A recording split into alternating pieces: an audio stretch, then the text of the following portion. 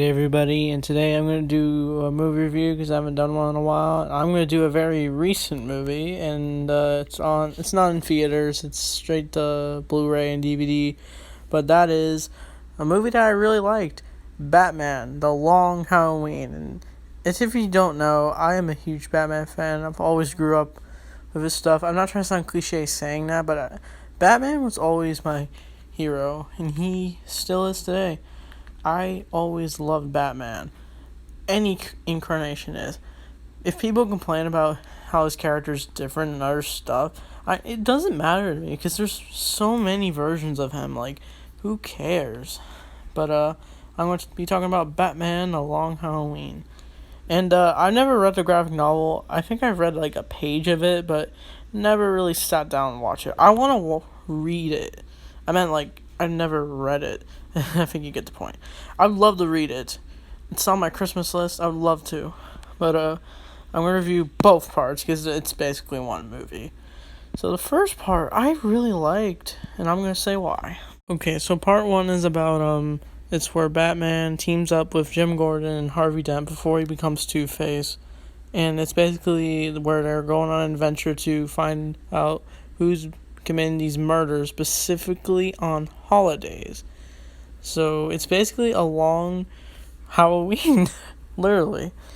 And I like their dynamic. I like how they were like these group of people trying to take down the holiday killer. And by the way, it's not Calendar Man who's the killer was.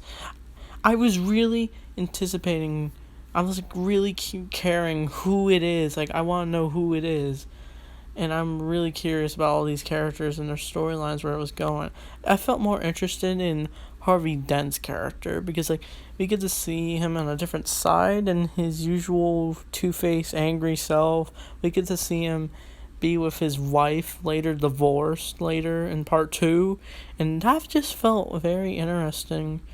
And Jensen Ankles, I don't know how to say his name, the guy from Supernatural plays Batman in this, and I think he does a good job. He played Red Hood in Batman Under the Red Hood, and I think he did a great job. And the way Batman looks, he looks awesome, per usual.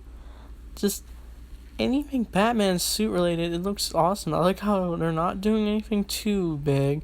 They're doing something simple with the design of Batman. I kind of like how this isn't too like the comic.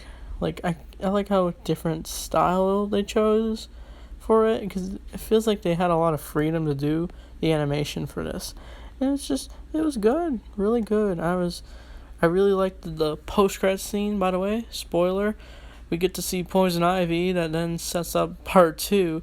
I don't see why we need a part 2. If you want to make a long movie, just go for it. And then part 2 only came out like a month later after part 1 came out. And so that's where I'm going to go into part 2. Alright, so part 2 takes place immediately after the first part, where Batman is mind controlled by Poison Ivy until eventually Catwoman saves him. And it's pretty much the same cast. They're still looking for the holiday killer.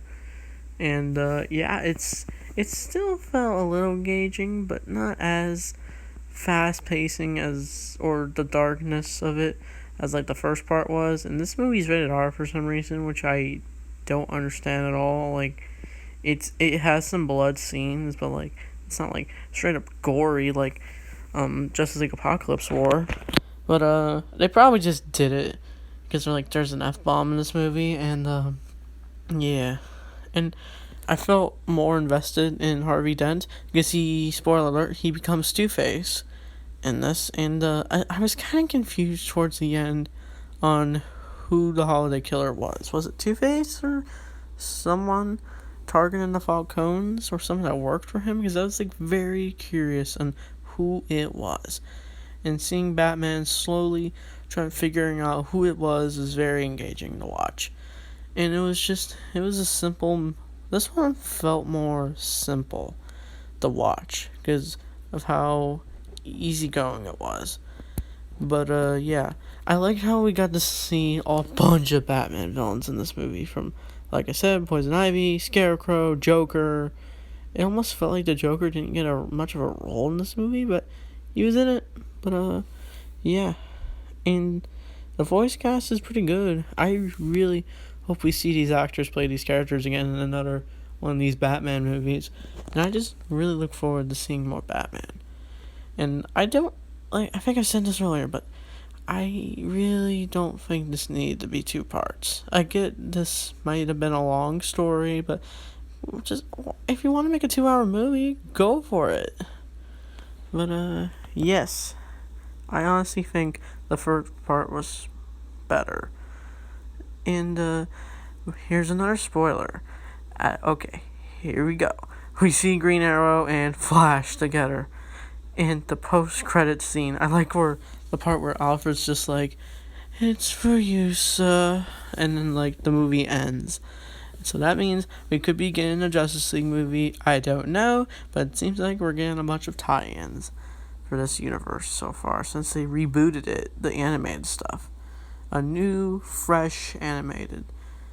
If you saw Batman The Long Halloween, I really look forward to what you seen. But I don't really feel like I have anything else to say. I get the first part like a 7.9 out of 10, and then the second part like a 7.0 out of 10. So honestly, it'd be like a 9 out of 10 in total of both. But yeah, I'll probably review more 2021 movies like I did for 2020. But yes, I got nothing else to say, and thanks for watching, and I'll see you guys next time.